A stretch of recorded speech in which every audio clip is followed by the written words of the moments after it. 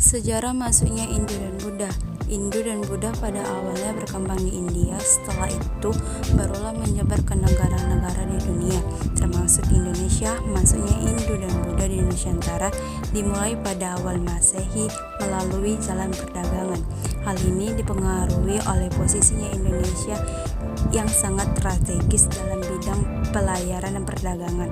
Melalui hubungan perdagangan muncul pengaruh bagi kedua belah pihak dan terjadilah akulturasi kebudayaan.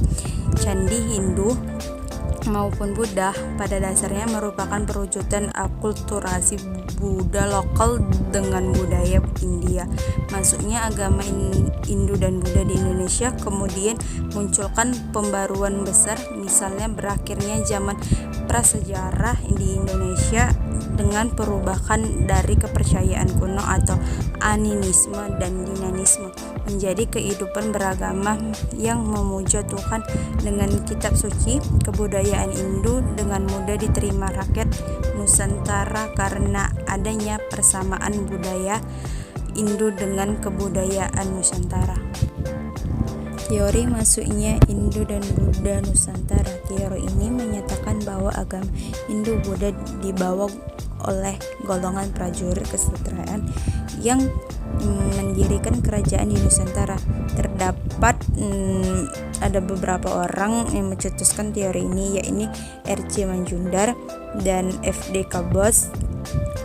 Namun teori kesejahteraan ini juga tidak luput dari beberapa kelemahan berikut. Golongan kesatrian tidak menguasai bahasa Sanskerta dan huruf vowel yang terdapat pada kitab Weda.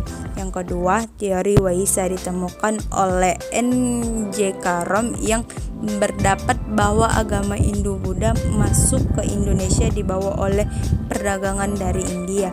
Agama tersebut bisa disebarkan dengan cara pernikahan, hubungan dagang, atau interaksi dengan penduduk setempat saat berdagang dari India bermukim untuk sementara waktu di Nusantara.